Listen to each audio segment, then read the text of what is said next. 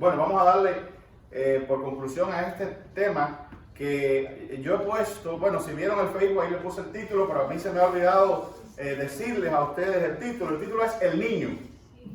Así le hemos puesto, El Niño. Y este va a ser ya el tercer y final episodio sobre el niño. Y no me estoy refiriendo al fenómeno atmosférico ese que hay por ahí que se llama el niño, sino me estoy refiriendo al niño Jesús. Y cuando hemos sido enfáticos en esto de que no se trata del niño como tal, la figura del bebé, que ustedes saben que eso ha sido también profundamente distorsionado y han convertido la figura del bebé en casi un ídolo. Y me refiero al niño Jesús.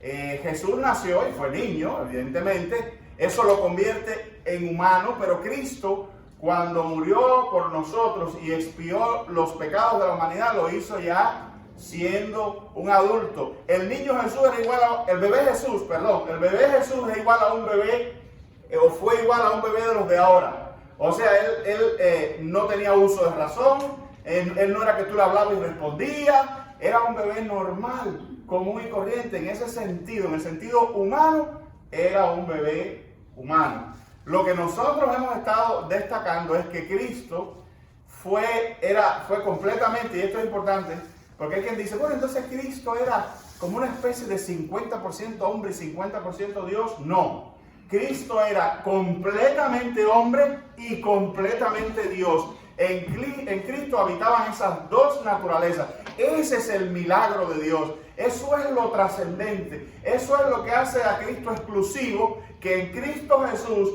Dios se vistió de completa humanidad y al mismo tiempo preservó la divinidad. Escúchame bien, esto es importante. Ese niño que va a nacer y que después se va a convertir en nuestro Salvador aproximadamente a los 33 años, se dice por ahí, era completamente hombre, no era un pedacito de hombre o era una especie de amalgama de hombre y 50% hombre y 50% de Dios. No, era completamente hombre y completamente Dios a plenitud. A Cristo no le faltaba nada como hombre, ni tampoco le faltaba nada como Dios.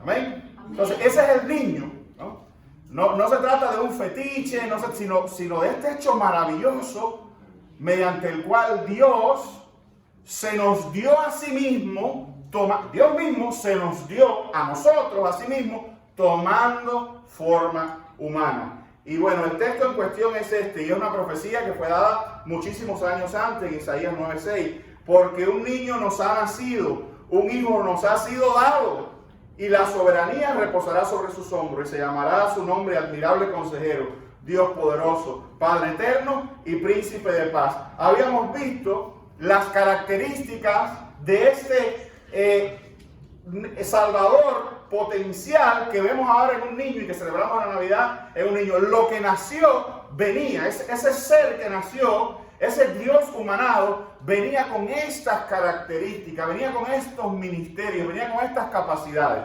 Vimos que, según el texto, dice que iba a ser dice, la soberanía reposará sobre sus hombros. Habíamos visto que Cristo viene a gobernar, le fue otorgada la responsabilidad del gobierno total y final de la humanidad y de los seres humanos. Cristo está por encima de todo gobierno. Cristo es el gobierno de los gobiernos. Y nosotros estamos bajo ese gobierno. Eso es lo que quería decir, que el principado fue puesto sobre sus hombros, que la responsabilidad gubernamental sobre la humanidad le ha sido otorgada a él, y la responsabilidad gubernamental sobre el reino de los cielos y sobre la vida eterna por venir, o el reino por venir, le fue dado a él. Ahí no hay más nadie. Entonces Cristo es nuestro gobernante, Cristo es nuestro líder. Nosotros nos guiamos por la política de Cristo Jesús. Él es nuestro gobierno. El gobierno de Cristo está por encima de todos, y todos los demás gobiernos se supeditan al de él. Y eso en este momento toma un matiz espiritual. Un día será algo objetivo, un día será el Rey de Reyes y pondrá a todos sus enemigos por estrado de sus pies. Un día toda rodilla se inclinará ante él como supremo gobernante. Pero ahora prevalece el gobierno espiritual que rige sobre quién, fundamentalmente sobre nosotros. Amén. Sobre nosotros. Y dije algo de eso el domingo, voy a pasarle por encima. tú y yo estamos bajo el gobierno de Cristo en primer lugar y luego estamos bajo el gobierno humano. Entonces nosotros obedecemos primero a Cristo y después a los hombres. Y ese conflicto sucedió en el libro de los Hechos y quedó zanjado por los apóstoles. Dijeron que era preferible obedecer a Dios antes que los hombres. Fueron claros. Fue una manera de decir, es preferible ponerse bajo el gobierno de Cristo que bajo el de los hombres. Y veíamos también que llamará su nombre admirable consejero. Recuerden, se lo tocamos el domingo pasado, admirable consejero. ¿Por qué? Porque nadie ha aconsejado como él. Yo te puedo dar un consejo de sabiduría que te ayude en tu vida, pero no tengo el poder, no tengo poder sobrenatural para resolver ciertas necesidades que tú tienes que ya escapan al control humano. En Cristo Jesús tenemos un consejero que tiene toda la sabiduría, pero que tiene todo el poder. Amén. Amén. Entonces es un consejo admirable porque es el consejo de la verdad y los hombres buscamos la verdad. Los hombres tenemos sed de la verdad y podemos encontrar que en cada consejo humano que hay por ahí hay poquito de verdad, pero en sentido general hay bastante mentira y bastante relatividad. ¿Qué quiero decir con relatividad? Que hay cosas que parecen ser verdad, pero son verdad para uno, pero no lo son para el otro, etc. Hay una serie de relatividades. Lo que es, digamos, verdad para esta nación, no lo es para otras naciones. Sin embargo, en Cristo Jesús nosotros tenemos la verdad absoluta. Su palabra es la verdad. ¿Amén? Completa verdad. Perfecta verdad. Eso es admirable, recibir ese tipo de consejos, tener a alguien que nos hable en esos planos de verdad absoluta, en que no hay error, no hay equivocación, en que sabemos que nuestras vidas están afirmadas, están ancladas en la palabra de Dios. Y lo otro es que es admirable no solo porque tiene la capacidad de enseñar la verdad absoluta, la verdad de las verdades, sino porque tiene poder también. Entonces, Él solamente no nos puede dar un consejo que cambie nuestra vida, Él nos puede ministrar con poder y transformar sobrenaturalmente nuestras vidas. Por eso es un consejero admirable. Y el día de hoy dice, el otro término que se le va a aplicar a ese niño, o sea, la otra, si se quiere, oficina o la otra característica de ese niño es que es Dios poderoso. Dios poderoso. Otro texto dice fuerte, Dios fuerte.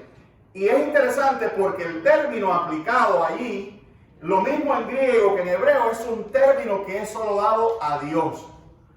La Biblia está llena de referencias de que Dios, Jehová del Antiguo Testamento, Jehová es Dios fuerte.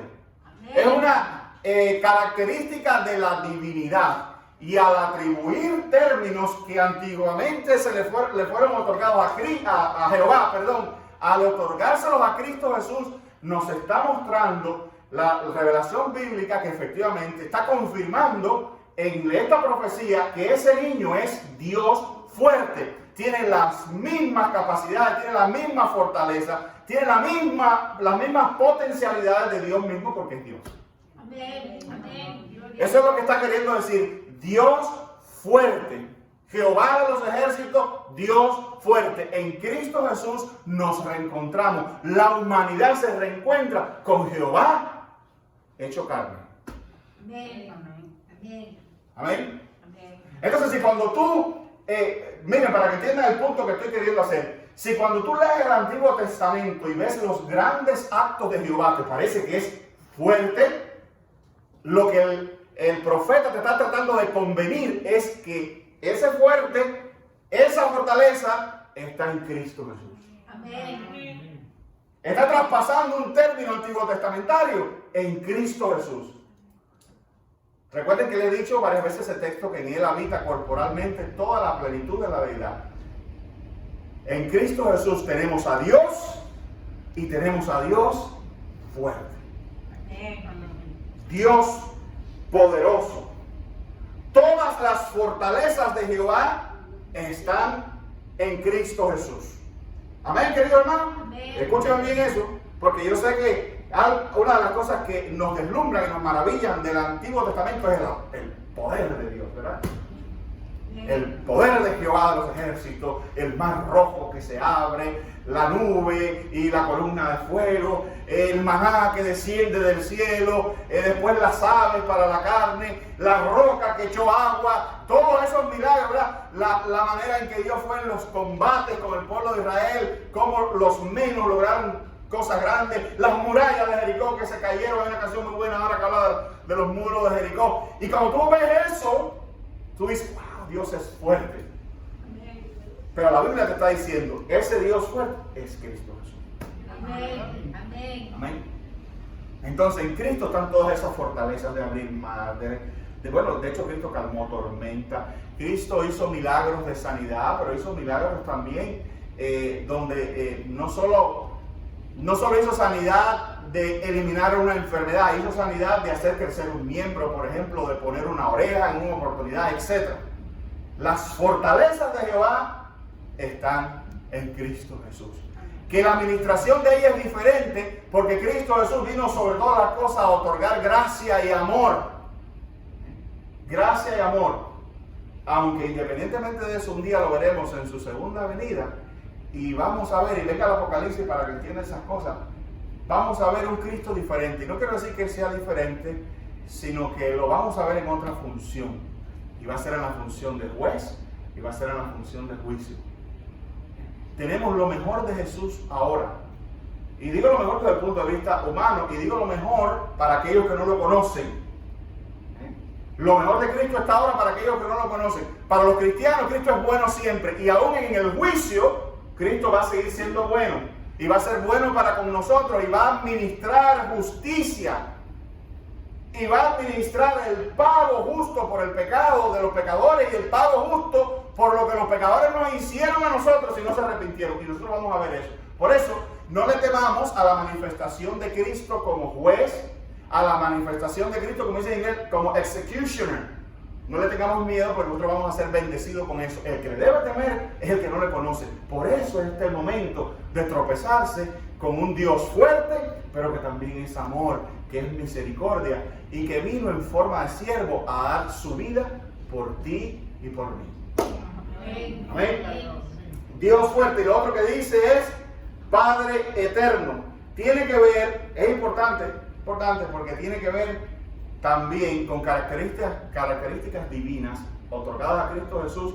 Pero fíjense qué variación. Padre. ¿Quién es el Padre de la creación? Dios. ¿Qué nos dice eso? Que Cristo, en la divinidad, Cristo Jesús estaba presente como Padre de toda la humanidad. Cristo Jesús también tiene características divinas paternales. ¿Ven? Entonces, en Cristo Jesús, la Biblia lo dice, la Biblia dice que fuimos creados en Cristo Jesús. En el sentido espiritual, nosotros también somos o fuimos creados en Cristo Jesús. Él es Padre eterno. Eso es un término para Dios. Noten, hermano, un rasgo importante de esta profecía es que comienza a traspasar los términos de Jehová, se lo empieza a traspasar a Cristo Jesús, porque es Jehová en forma humana y Dios no quiere que haya confusión con respecto a eso. Entonces Dios es Padre, ¿por qué? Porque es el creador de todas las cosas. Cristo es creador de todas las cosas también porque Cristo es Dios. Amén. Amén, querido hermano. Amén. Entonces, en Cristo Jesús es el creador del hombre y Padre expresa, oigan esto, la palabra Padre expresa fundamentalmente cuidado por sus hijos. Cuidado por sus hijos. En Cristo Jesús nosotros tenemos acceso a las formas paternales de Dios que cuidan de nosotros. O sea, el trato de Dios con nosotros es de hijo. A veces no se nos va solamente. Hay gente que piensa que trata a Dios como un jefe. Hay quien trata a Dios como algo que hay que tenerle miedo. Hay quien trata a Dios con otros atributos de hecho importantes de Dios, como Dios es santo, Dios todo lo sabe, etcétera, etcétera. Pero a veces se nos olvida que Dios es nuestro Padre. Y pastor, ¿y cómo comemos eso? Bueno, de la misma manera, por lo menos podemos empezar interpretándolo a partir de la figura paternal terrena. Sobre todo si tú tuviste buen padre. Si tú y yo tuvimos buenos padres, pues imagínate esto. Dios es mucho mejor. Porque aún nuestros padres fallaban en su cuidado nuestro. Aunque hayan sido errores menores, pero eran hombres y mujeres imperfectos, ¿verdad? Nuestros padres eran imperfectos y cometían errores. Eran buenísimos, pero cometían errores. Y a veces nos disciplinaban incorrectamente porque no sabían todo, no tenían toda la información. O a veces nos dejaban sin disciplina también porque no sabían, porque no tenían la capacidad de entender que ahora en ese instante nos hacía falta una disciplina. Pero Dios no es así. Dios es el perfecto Padre. Amén. Ahora, lo que el término y lo que la divina revelación quiere convenirte con respecto a esto de que Dios es Padre, es que te sientas protegido y seguro. Porque hay quien se acerca a Dios con miedo como que Dios lo va a destruir.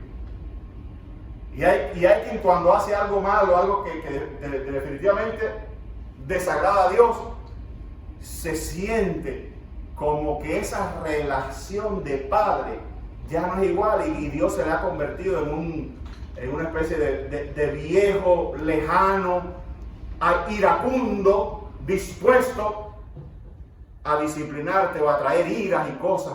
Parece que alguien dice, ay pastor, ¿usted cree que Dios me castigue por eso? Bueno, depende de qué tú quieres decir como castigo. Que Dios te pueda disciplinar como un padre, no quiere decir que Dios te va a destruir. Que un determinado pecado provoque que Dios lo discipline a uno, dice la Biblia, eso es evidencia de que es tu Padre. Ahora, lo que algunos piensan es un castigo. Cuando dice, pastor, ¿te crees que Dios me castigue? Lo que le tienen miedo es a una especie de venganza cruel y agresiva de parte de Dios. Los padres no son así. No entendimos a Dios entonces. No entendimos al Padre. Amén. Porque el Padre no es así. Los padres no destruyen. El padre, yo no estoy hablando de un loco que los que hay por aquí hoy en día, que se ven, ¿no? Que hoy en día lo mismo tú ves un padre que abusa y maltrata a sus hijos, que ve una madre que mata a sus hijos, uno ve cada cosa a veces. No es lo más, no son los más, eso son cosas extraordinarias que se dan, eso no es la norma, ¿verdad? Son cositas que se dan, pero se ve, pero ese no es Dios. Esos son padres imperfectos. Dios es el Padre perfecto. Y un padre que esté en sus cabales, que esté bien de su cabeza, no destruye a su hijo. Busca siempre el bien de su hijo. Y eso es lo que la divina revelación quiere que tú entiendas. Que Cristo Jesús es tu Padre. Ejerce una relación contigo a través de ese vínculo padre e hijo. Amén.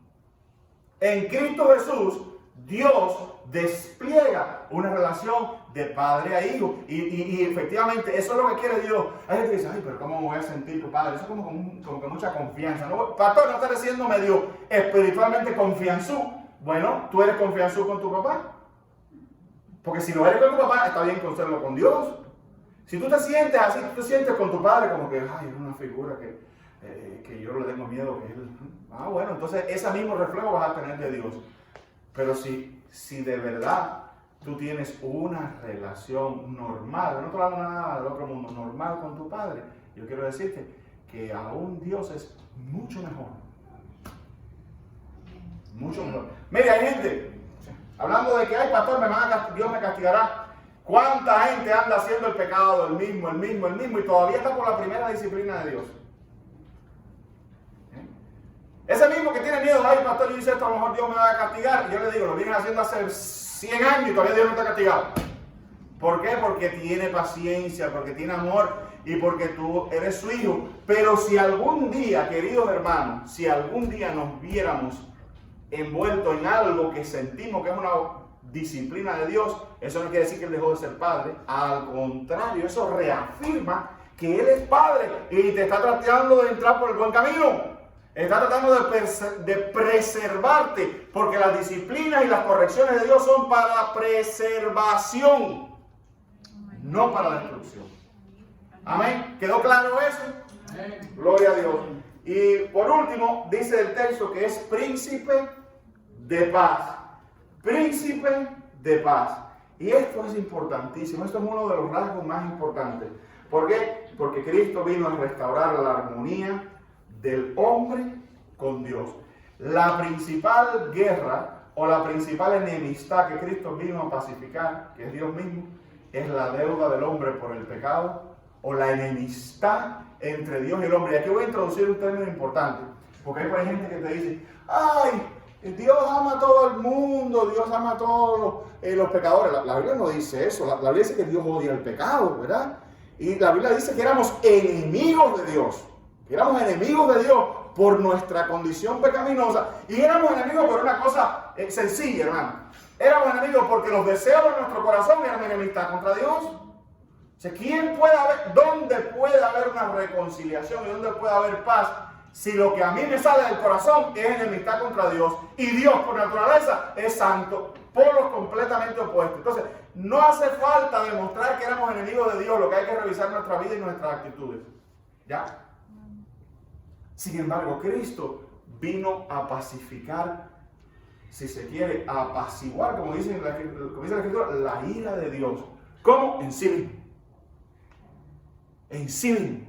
Tomando el juicio, tomando la fortaleza de la sentencia, de la administración de la sentencia de Dios en sí mismo, la que nos pertenecía a nosotros en sí mismo, y otorgándonos a Dios por la fe en Cristo Jesús.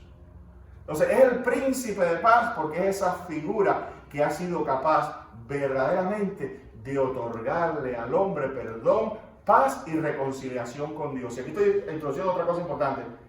Dios no tiene, si tú eres cristiano, si tú has creído en Cristo de verdad, Dios no tiene nada contra ti. Porque lo que había contra ti, ya lo pagó Cristo Jesús con tremenda muerte.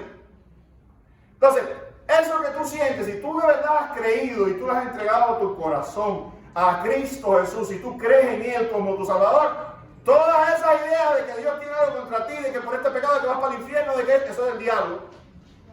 Eso es del diablo y de tu propia carne, pero nunca de parte de Dios. Dios no tiene nada contra ti. Tú has sido pacificado con Dios. ¿Me estás entendiendo? Entonces, en ese sentido, ahora escuchen porque hay otra versión de esto. Esta es la versión espiritual. En Cristo Jesús, por la fe, hay paz entre tú y Dios. Ya Dios no tiene nada contra ti. En ese sentido hay paz. Tú puedes reposar en esa paz de que el Ser Supremo, del cual nadie se va a escapar, no tiene nada contra ti. Al contrario, es amigable, es paternal, es fraternal, es amoroso contigo. Esa es tu paz. Porque además es santo, ¿no? Y tú te descubres, como es súper santo, tú y yo nos descubrimos de vez en cuando, caramba, un ser tan santo, tan perfecto, y yo, aún siendo cristiano con las cosas que tengo, no, pero hay paz, porque Cristo Jesús vino a morir por las cosotas y por las cositas que yo tengo. Y en su cuerpo, Dios juzgó y condenó para siempre el pecado que había en ti y había en mí. Ya no hay nada. ¿Me escuchaste, querido hermano? No hay nada contra ti, porque el príncipe de paz en su cuerpo, con su muerte, puso la paz o hizo la paz entre Dios y tú. Dios no tiene nada contra ti, Dios no tiene nada que cobrarte, Dios no tiene ninguna deuda pendiente contigo ni nada de eso, porque todo eso se fue en la muerte en la cruz de Cristo Jesús. ¿Lo crees? ¿Do you believe that? Porque si lo crees, en tu corazón no hay nada contra ti. Ahora hay otra manifestación de esa paz, y es que en Cristo Jesús, a través de su presencia en nosotros, por medio del Espíritu Santo, Cristo Jesús nos transforma y pone en nosotros formas de vida. Escucha esto. Jesucristo, a través de su obra sobrenatural en nosotros, hecha por la habitación del Espíritu Santo, pone en nosotros formas de vida que nos traen paz. ¿Escuchaste? Vivir habitado, guiado por el Espíritu Santo, en obediencia a su voz y a la palabra de Dios, cambia nuestras vidas. Y esa vida nueva, ese nuevo enfrentar de la vida, esas nuevas actitudes ante las relaciones, ante el trabajo, ese nuevo estilo de vida total, produce en nosotros paz. Quiere decir, nos evita muchísimos problemas. No, más bien, nos empieza a quitar problemas de arriba. ¿Cuántos problemas nos han traído y cuánta falta de paz nos puede traer, digamos, el orgullo? Pues siendo nuestro corazón transformado en personas humildes, ya nos quitamos de arriba los problemas que por nuestro orgullo nos buscábamos. Y eso quiere decir paz. Amén. Amén. Amén. Y ahí pone cualquier rasgo del carácter para no demorarme. Pero la transformación que hace Jesús en tu vida, el príncipe de paz, tiene esa capacidad de no solamente pacificar tu vida interna, sino pacificar tu existencia allá afuera. Por la cuota de problemas y de estreses de esta vida que te quita de arriba cuando tú vives y lo obedeces a Él. Cuando vives por Él y lo obedeces. Y mientras más lleno del Espíritu Santo tú seas y más lleno de Cristo tú seas, más paz habrá. Porque si Él es el príncipe de paz, mientras más de Él hay en mí, más paz. Y otra vez sigo interpretando en este caso paz como la reducción de nuestros problemas allá afuera. Sobre todo aquellos problemas que nuestra actitud nos causaba. Amén. Entonces ríndete a esa transformación, querido hermano.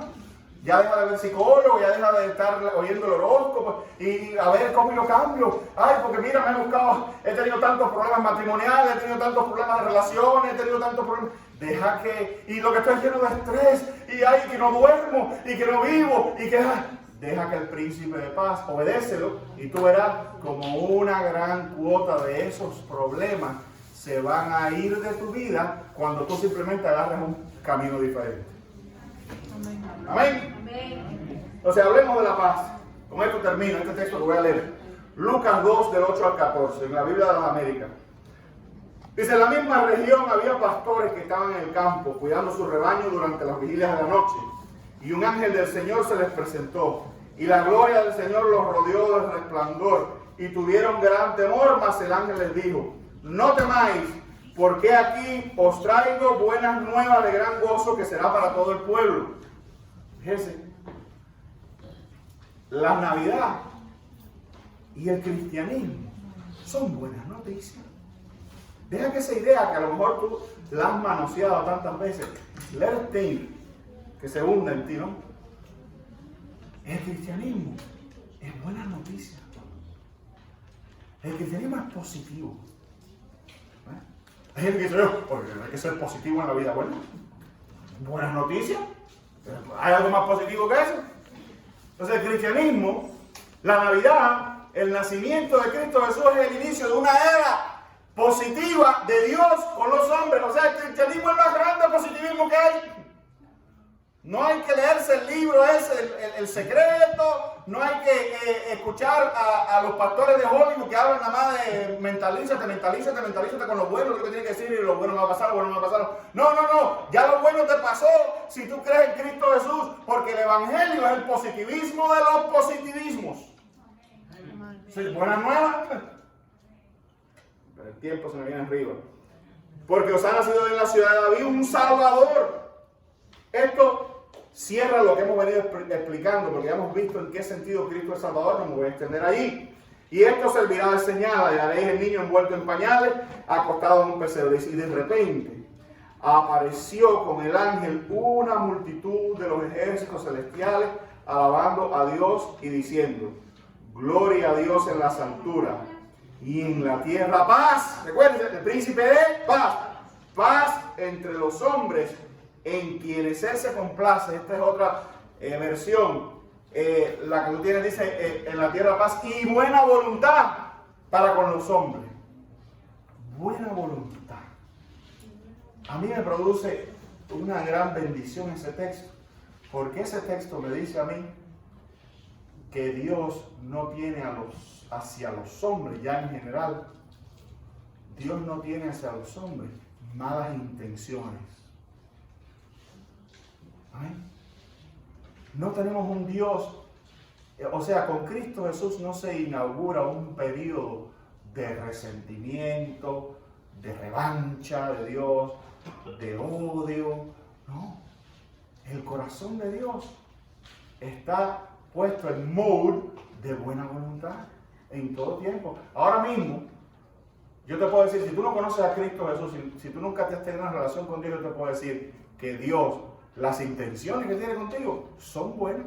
Ay, no, pero si Dios supiera lo que yo había hecho. Dios sabe lo que hace todo el mundo. Y aún así dice, para la tierra, buena voluntad. ¿O ustedes creen que esa época en que Cristo nació era todo jajá y todo estaba bueno, no había ningún problema y no había asesinatos, ni robos, ni adulterio, ni crímenes, ni invasiones, ni guerra, ni pandemia? Había de todo eso. Y aún así, Cristo no vino ni Dios en Cristo Jesús viene con una vara a golpear al hombre. No, viene con buena voluntad a llamarlo hacia sí.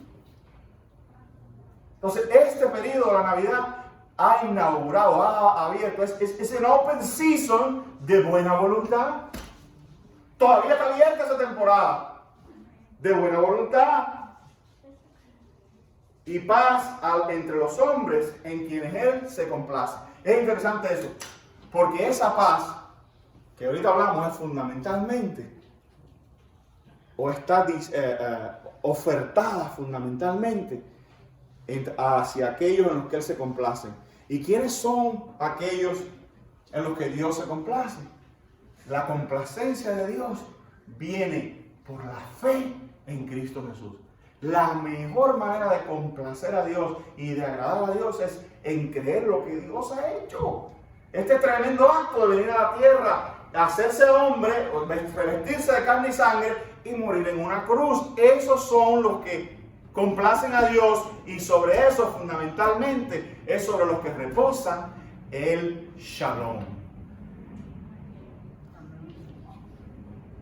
Hechos 3:19.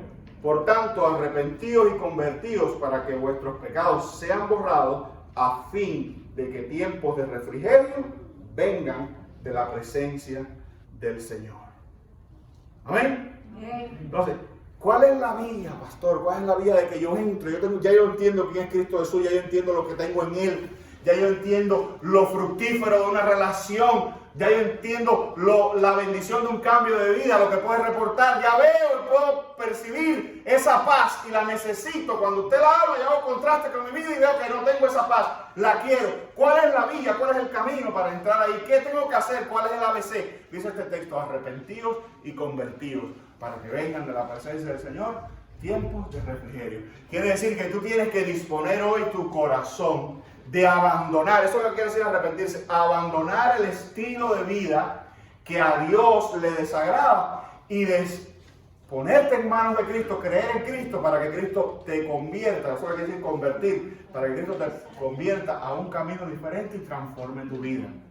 El acceso es disponer tu corazón en arrepentirte e invitarlo a tu vida para que sea tu Señor, para que primero sea tu Salvador, porque necesitas ser salvado.